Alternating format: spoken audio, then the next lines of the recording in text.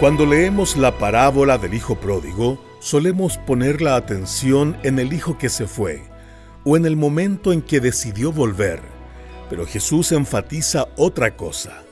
Bienvenido a Sabiduría para el Corazón, con el pastor Stephen Davey, en la voz y adaptación de Daniel Cuquín. Hoy continuamos la serie Perdidos y Hallados, en nuestro recorrido por Lucas capítulo 15. En este pasaje, el Señor nos lleva a mirar con detenimiento la reacción del Padre y a considerar la profundidad, el precio y las implicaciones de esa recepción. Esta escena no solo redefine la gracia, sino también revela cómo Dios recibe a los pródigos que regresan a Él. Acompáñenos en este mensaje titulado El Padre que halla al perdido. La historia de Louis Zamperini estuvo llena de giros inesperados y decisiones que marcaron su vida. Sirvió en la Fuerza Aérea durante la Segunda Guerra Mundial. Su avión se estrelló, cayó al océano y junto con otros 3 sobrevivientes quedó a la deriva por casi 2 meses hasta que finalmente fueron capturados por soldados enemigos. Pasó el resto de la guerra como prisionero, soportando condiciones extremas hasta que el conflicto llegó a su fin. Mucho antes de todo eso, cuando aún era joven, vivía en el sur de California con sus padres, inmigrantes italianos, y desde temprano él se ganó una reputación por pelearse con otros y robar. Desde luego no mostraba el menor interés por la fe de sus padres ni por la religión que ellos practicaban. De hecho, un día, lleno de enojo, él discutió con sus padres y decidió que ya era hora de irse de casa.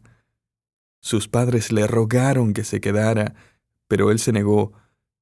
Aún así, su madre le preparó un sándwich y su padre le dio $2, una suma que en aquellos días representaba un sacrificio considerable. Louis y un amigo se subieron clandestinamente a un tren y se dirigieron hacia el norte. Pero huir de casa no resultó ser la aventura que él había imaginado. Ellos apenas lograron escapar del calor sofocante de un vagón de carga que se cerró y quedó bloqueado con ellos adentro. En otro tramo del viaje los descubrieron en un vagón y apuntándoles con armas los obligaron a saltar del tren mientras aún estaba en movimiento. Después de varios días, terminaron sentados en un patio ferroviario, golpeados, quemados por el sol, exhaustos, sucios, compartiendo lo único que tenían para comer, una lata de frijoles robados. Fue entonces cuando Zamperini escribió que recordó el dinero en la mano de su padre, el dolor y el temor en los ojos de su madre, y se levantó para regresar a casa. Años más tarde asistió a un evento evangelístico en Los Ángeles y entregó su vida a Cristo. Y no hace mucho, la asociación Billy Graham produjo un documental sobre su vida y testimonio. Lo tituló Capturado por la Gracia. Y sabes que ese es precisamente el título perfecto para el drama que hemos estado observando aquí en Lucas capítulo 15. Lucas es el único evangelista que incluye lo que tradicionalmente se conoce como la parábola del hijo pródigo. El teólogo William Barclay la llamó el mejor relato breve jamás escrito. Ahora, para apreciar lo que el Padre está a punto de hacer y por qué lo hace, necesitamos volver a entrar a este documental, entre comillas. Si te estás sumando recién a nuestro estudio de Lucas 15, este repaso te será de ayuda. Jesús les está enseñando a los líderes religiosos el valor de la vida de un pecador y su destino eterno. También les está mostrando algo que jamás habrían imaginado, y es que el cielo estalla en una celebración cada vez que un pecador es rescatado. Tal como una oveja perdida o una moneda extraviada que se encuentra, Jesús dice aquí en el versículo 10, «Os digo que hay gozo delante de los ángeles de Dios por un pecador que se arrepiente». Y ahora el Señor presenta una de las parábolas más largas y conmovedoras de todas, la historia de un hombre que tenía 2 hijos, y en realidad ambos eran pródigos. Uno está a punto de huir de casa, y el otro, aunque permanece en casa, también está perdido. Pero el hijo menor, ya adulto, ha llegado a su límite. Está cansado de esperar la muerte de su padre para recibir la herencia, está harto de las reglas, las responsabilidades de la vida en la granja, y sobre todo está cansado de la fe de su padre judío. No quiere saber nada del Dios de Israel, así que va a huir de todo. La verdad es que él ya ha sido pródigo mucho tiempo antes de convertirse en fugitivo. Lleva tiempo planeándolo. Y ahora, para vergüenza de su padre y de toda la comunidad, él cobra su herencia por adelantado, llena su cinturón de dinero y sale del pueblo. Elige una región gentil, un lugar donde no tiene que preocuparse de que alguien lo reconozca, ni encontrarse con algún líder de la sinagoga que conozca a su padre. Jesús aquí no menciona el lugar exacto y simplemente lo llama una provincia lejana. Esa provincia lejana bien podría sugerir que también estaba lejos de Dios. Donde sea que haya terminado, él no perdió el tiempo y empezó a celebrar. Se la pasaba de fiesta y no se guardó nada. El Señor describe su estilo de vida en el versículo 13 como una vida desenfrenada, una expresión que incluye borracheras e inmoralidad. Esta era la vida que había estado esperando. Pensó que había encontrado libertad. Pero la verdad es que todos sus nuevos amigos ya estaban esclavizados. Es entonces que Jesús añade un giro dramático en el relato. Una gran hambre azota aquella región, todos pasan necesidad, y cuando al pródigo se le acaba el dinero, todos sus amigos desaparecen. Llegado a este punto, él es demasiado orgulloso como para pedir ayuda a la comunidad judía, que de hecho tenía sistemas de apoyo para israelitas atrapados en situaciones críticas. Pero él no se iba a dar por vencido. No ahora, no él. Él no está dispuesto a pedir ayuda. Su orgullo sigue intacto. Él cree que puede manejar esto solo. Obviamente lo que necesita es un trabajo, pero debido a la hambruna nadie quiere contratarlo. Así que finalmente un criador de cerdos acepta darle empleo, aunque se nota que al granjero le interesa mucho más alimentar a los cerdos que alimentar a este fugitivo. Y así es que él llega a un punto crítico. El pródigo está sin hogar, está sucio, agotado, desesperado. Y lo que él cree que necesita es más dinero de su padre. Entonces, allí mismo, en el chiquero, él empieza a trazar un plan.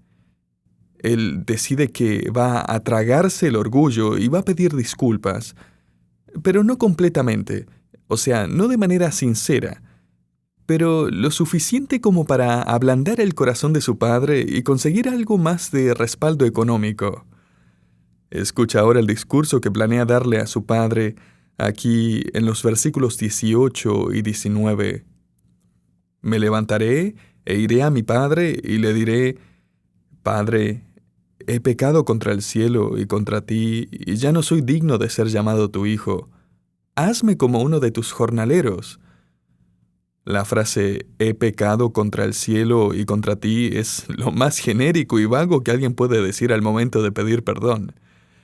De hecho, en la traducción griega del Antiguo Testamento, el faraón le dice prácticamente lo mismo a Moisés. He pecado contra Dios y contra ti. Y lo único que eso significaba era: lo siento por lo que hice, pero ahora, por favor, sácame de estas consecuencias, quítame las plagas. La expresión «ya no soy digno de ser llamado tu hijo» es cierta. Y en este caso, el hijo simplemente está reconociendo un hecho legal. Él ya no tiene derechos como heredero. Está fuera de la familia. Y lo sabe. De hecho, él fue quien rompió primero la relación. Tal vez notes algo importante aquí, y es que en ningún momento planea pedir perdón. Y lo sabemos por la última frase del versículo 19, donde finalmente llega al punto que realmente le interesa y dice: «Hazme como a uno de tus jornaleros».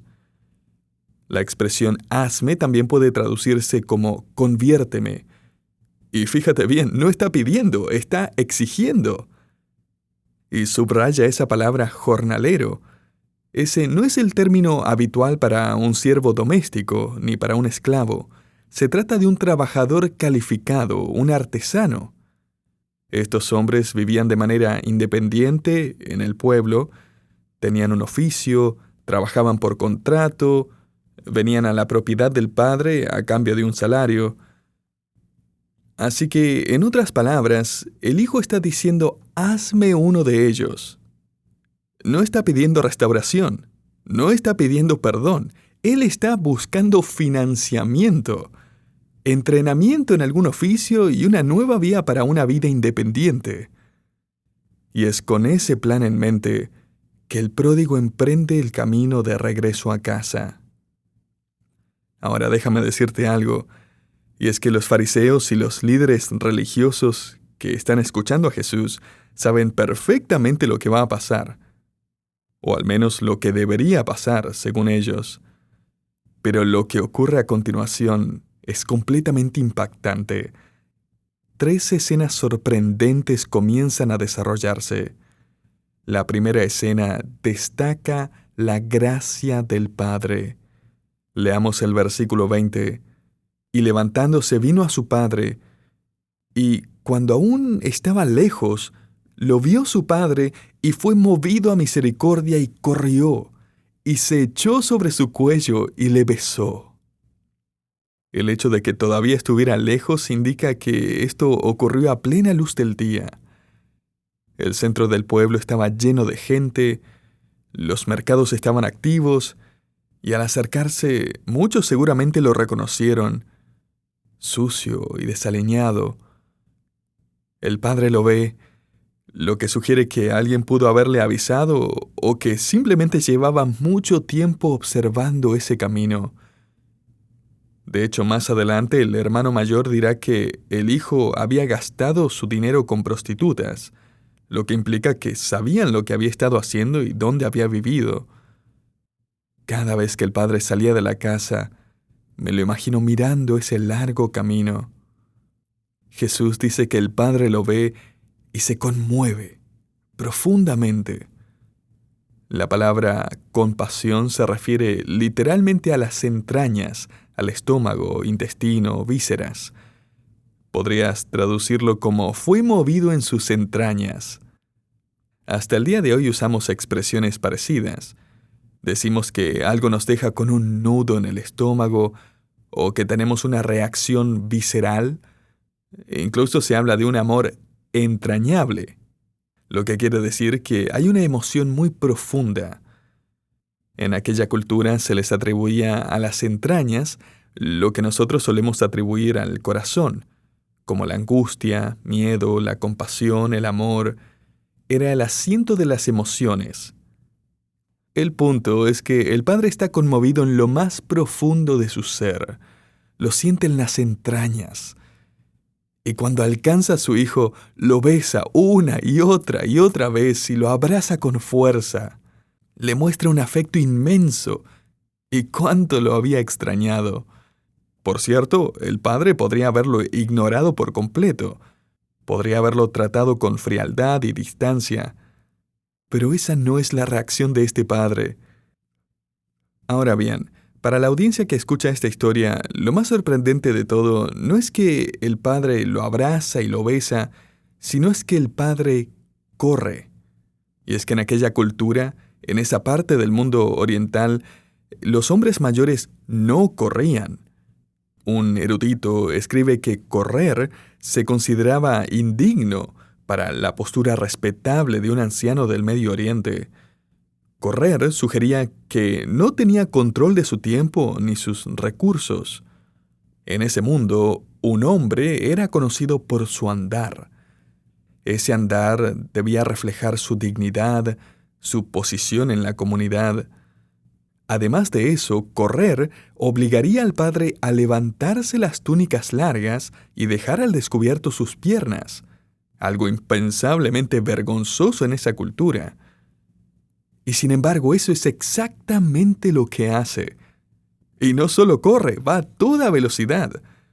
El mismo verbo se usa cuando el apóstol Pablo escribe: «Orad para que la palabra del Señor corra».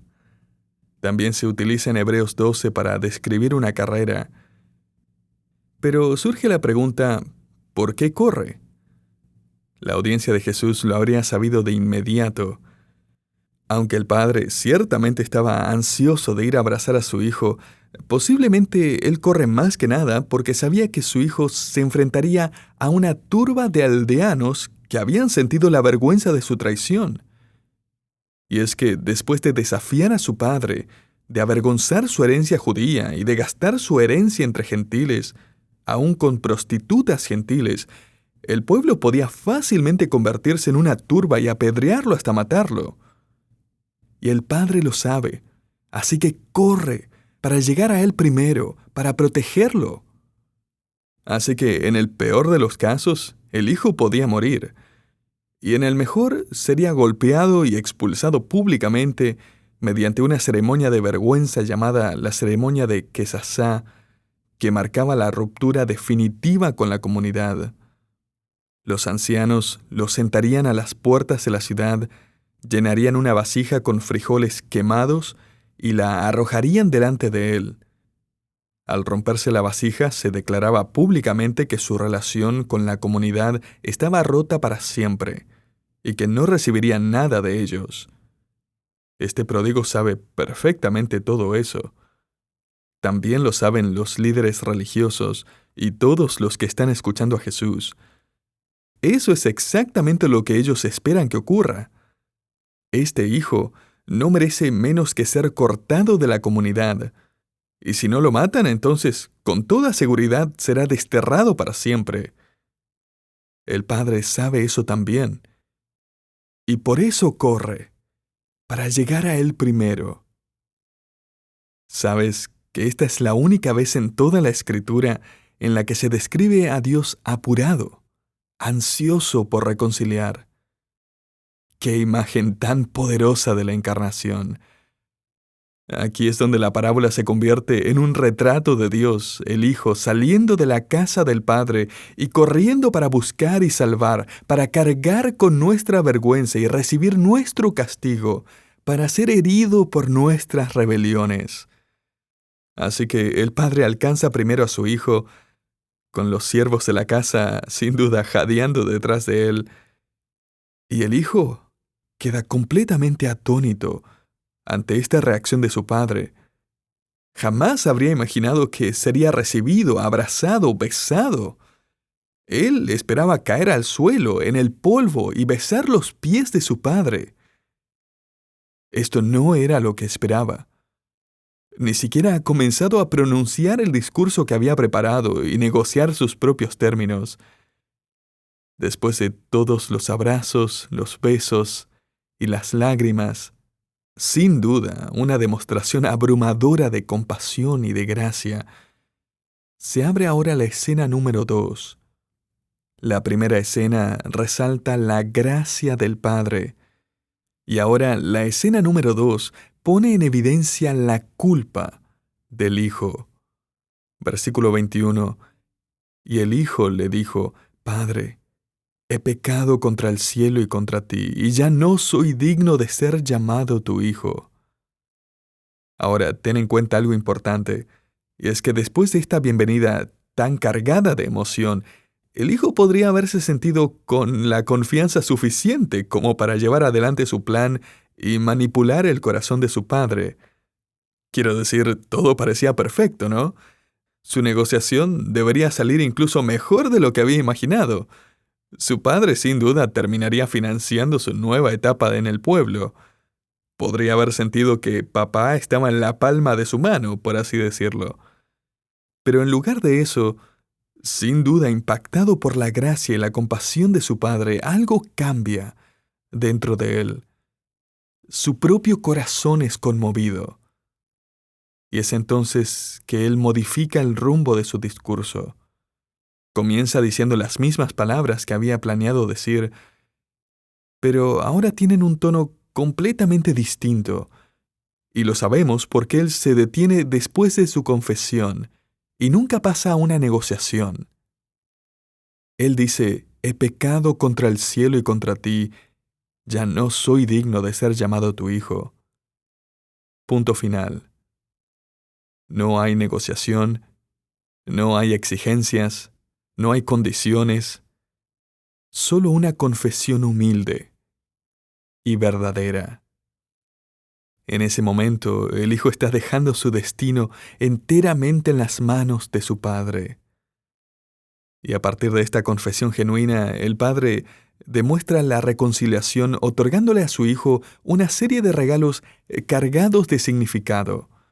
La escena número 3 destaca los regalos del padre. Observa ahora el versículo 22. Pero el padre dijo a sus siervos, pronto, traigan el mejor vestido y vestidle, y poned un anillo en su mano y calzado en sus pies. El mejor vestido literalmente significa la primera túnica. La audiencia de Jesús habría entendido de inmediato que se trataba de la túnica del Padre, la que se usaba en los días de fiesta y en las ocasiones más importantes. Y no pases esto por alto, era la túnica del Padre. El pródigo ya no tenía túnica propia. No había nada colgado en el armario de su antigua habitación. Su closet estaba vacío después de venderlo todo para huir de casa. Y fíjate en esto, el padre dice, tráiganla rápidamente y póngansela. Ahora, ¿por qué tanta prisa? Porque los aldeanos vienen en camino. Los ancianos están por llegar y traen una vasija llena de frijoles quemados para llevar a cabo la ceremonia de Quesasá y expulsar a este hijo para siempre. Pero cuando lleguen y vean al hijo vestido con la túnica del padre, lo entenderían de inmediato. Ha habido reconciliación. El hijo ahora está bajo la protección de su padre. Se presenta ante el pueblo cubierto, por así decirlo, con la reputación de su padre. Y eso, querido oyente, es la salvación.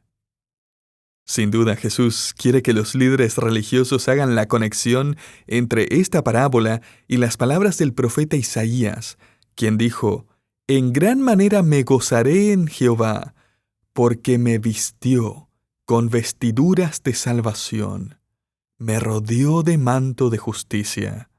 Isaías 61:10. Pero el Padre no ha terminado de dar regalos. Luego dice, «Pongan un anillo en su mano». Este es el anillo que tenía el sello de la familia, el que llevaba el emblema familiar. Se presionaba sobre cera para autenticar documentos oficiales. Así que al darle este anillo, el padre está otorgándole autoridad a su hijo para actuar en su nombre. A todo esto, de la misma manera, tú y yo, querido creyente, realizamos asuntos eternos en el nombre de Dios. Luego, el padre añade otra orden y dice, pongan sandalias en sus pies. Mira, los esclavos y los pobres andaban descalzos. Los miembros de la familia no. Y este gesto es una señal clara de aceptación familiar. El hijo vuelve a ser parte del hogar del padre. Así que los aldeanos llegan y ven lo que el padre ha hecho y quedan impactados ante la gracia del padre y los regalos que le ha otorgado a su hijo, ahora humilde y arrepentido. Y cuando llegan, queda claro que reciben una invitación, porque el padre dice aquí en el versículo 23, «Y traed el becerro gordo y matadlo, y comamos y hagamos fiesta, porque este mi hijo muerto era, y ha revivido, se había perdido, y es hallado». Y comenzaron a regocijarse. Ahora bien, si esta celebración hubiera sido solo para la familia inmediata, una oveja habría sido más que suficiente. Pero aquí se mata un becerro engordado.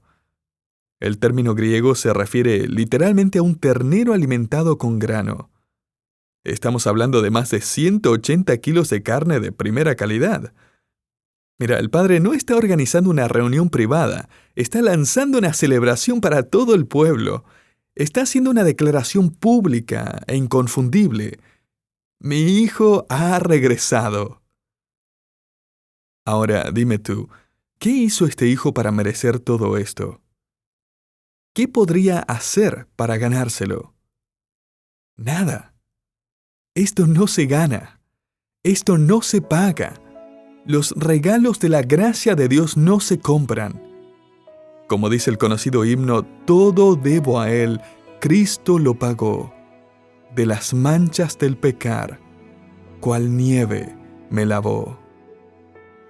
Aquí está el Evangelio. Jesucristo dejó la casa de su Padre para darte una invitación a volver a casa. Salió a buscarte cuando estabas lejos. Vino a cargar con tu vergüenza, fue herido por tus rebeliones, pagó por completo el precio de tu regreso. ¿Y tú?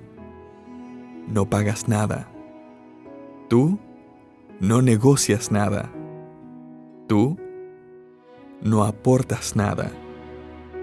Solo recibes. Y el cielo estalla en una celebración, porque un pecador recibió la salvación por la gracia de Dios. El hijo perdido ha sido hallado. Y déjame decirte algo más. Esa celebración nunca, pero nunca va a terminar. Nunca pierdas la capacidad de maravillarte ante esta salvación tan grande que te ha dado el Señor. Y si no la has experimentado aún, recuerda esto. El Padre sigue mirando el camino.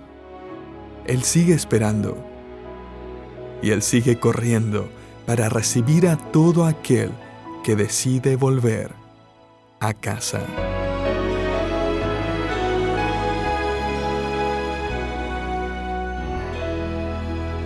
El amor de nuestro Padre Celestial es profundamente sorprendente y conmovedor.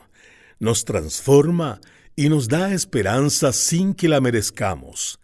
Gracias por acompañarnos en Sabiduría para el Corazón, una producción del Ministerio Sabiduría Internacional. El mensaje que compartimos hoy llevó por título El Padre que halla al perdido, parte de la serie de estudios en el Evangelio de Lucas, Perdidos y Hallados. Si usted aún no ha experimentado esa gracia que perdona, restaura y ofrece una vida nueva, le invitamos a visitar sabiduriainternacional.org/evangelio, donde encontrará una explicación clara del mensaje de salvación y cómo responder al llamado de Jesucristo. Soy Hugo Zúñiga y le invitamos a acompañarnos en el próximo programa mientras seguimos aprendiendo juntos de la palabra de Dios.